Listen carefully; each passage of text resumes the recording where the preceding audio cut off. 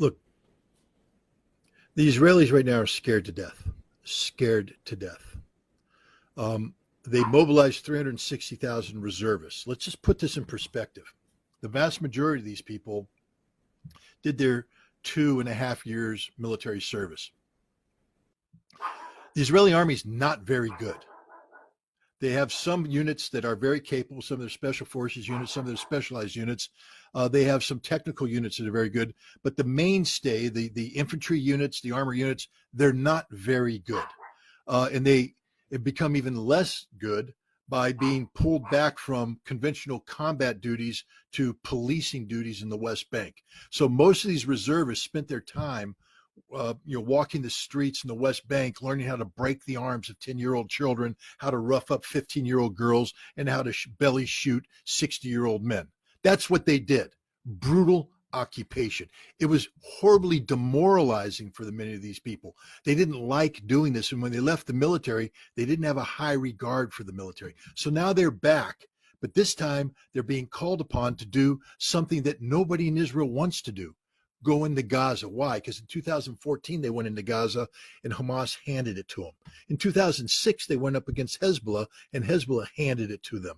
The Israeli army just isn't that good, and they're scared to death because Hamas is waiting for them. This is one giant ambush, and the Israeli intelligence is blind. They don't know where they are. They're going to have to go in there and probe, and as they probe, they're going to be blown up, ambushed, slaughtered, and they know this.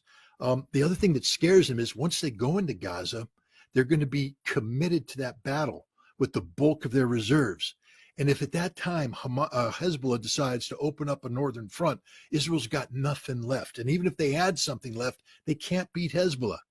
They can't beat Hezbollah. They know it. They've exercised it. Last year, Chariots of Fire. This year, Firm Hand. Those are the names of two major exercises where Israel tested its ability to fight a conflict against the Palestinians and Hamas in the West Bank and Hezbollah up north, and they can't do it. They don't have the resources to do it. Now you throw in Iran, and they're definitely screwed. So America is stepping in saying, hey, we're going to flex our muscle in an effort to deter Hezbollah and Iran from striking. It's not working. 2 aircraft carrier battle groups and an amphibious ready group with 2,000 Marines does not a war win.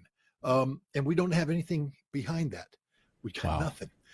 And so if they come, so I think what's going to happen is that Biden is going to try and talk some common sense into Netanyahu and let him know the hard reality that, yeah, we flexed our muscles here, but if Hezbollah comes across the border, we'll bomb them, but we can't stop them. It's up to you. And if you can't stop them, you're screwed. And so you might want to think about coming up with a different solution than the one you're picking right now, a full-faced invasion. There's a lot of things go behind to say the Israelis aren't as good as everybody thinks they are. They're very scared. Netanyahu's very weak. Remember how weak he was moving into this before the Hamas invasion. He was getting ready to collapse because of what he was doing with the judiciary and the reform, the rewriting of basic law. Hundreds of thousands of Israelis were in the streets. It's gotten worse for him because everybody's blaming. He was Mr. Security. I will protect you. I am the man. And look what happened. Nobody trusts him. There's a lot of Israeli talk going on, a lot of hot air coming out of the mouthpieces of Netanyahu's minions. None of it's backed up by reality. And the fact is, Israel's extraordinarily weak, extraordinarily exposed, extraordinarily scared, and America doesn't have a solution for them. And I guess is the template to look at what would happen to Israel, just look at Ukraine? It would be worse than that because Ukrainians right now don't have a place to run to. Millions of Israelis have dual citizenship, and they'll just leave Israel. I mean, that's the death of Israel. Every Israeli I've talked to said, we can't, this happened in 1991 when the Iraqi Scuds came in. One of the big things they were saying is it's not so much the damage, physical damage that the Iraqi Scuds are doing, it's the emotional and psychological damage it's doing to Israelis. If we can't get the European Jews and the American Jews to want to come here and stay here, it's over for the Israeli experiment. And if Hezbollah can come in and threaten northern Israel, if Hamas can continue to threaten, it's over. People will flee. Millions of people will leave and they will never come back. And that's it for Israel. So I think right now Israel's in a very difficult situation where the Israeli experiment has been shown to be a failure. And now the question is, how do you get out of this? They're going to have to come up with a solution for Palestine, one that's acceptable to the Palestinians. And Israel no longer has the superior position where they get to dictate outcomes. They're actually going to have to negotiate. And this is where the United States could be of great benefit.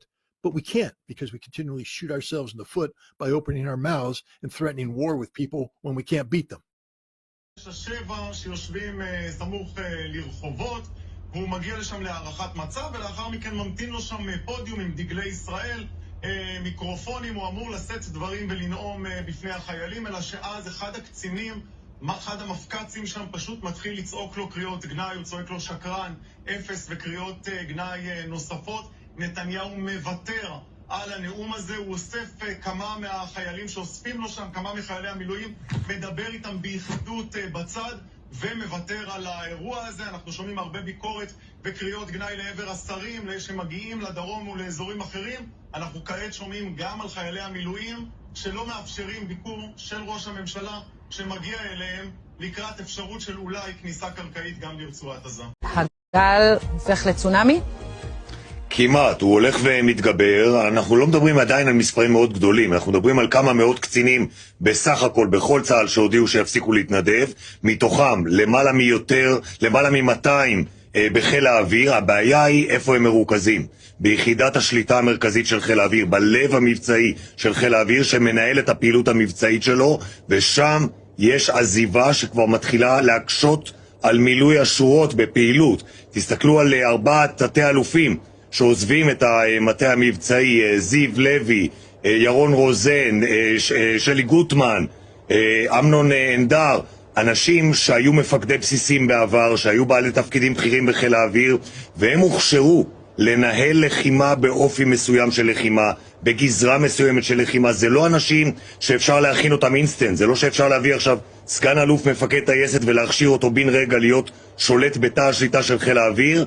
והמטה המבצעי של חיל האוויר מתחיל להתקרב אל הקו האדום. עכשיו, אם נראה את המגמה הזאת נמשכת, ואני שומע על הרבה אנשים בחיל האוויר שמתלבטים, וגם המפקדים כבר מתחילים לסמן את אלה שמתלבטים. אם יצטרפו עוד עשרות אל אלה שכבר הודיעו על התייצבות, חיל האוויר יגיע אל הקו האדום והרמטכ"ל יצטרך להכריז שצה"ל מתחיל לאבד את הקשירות שלו למלחמה.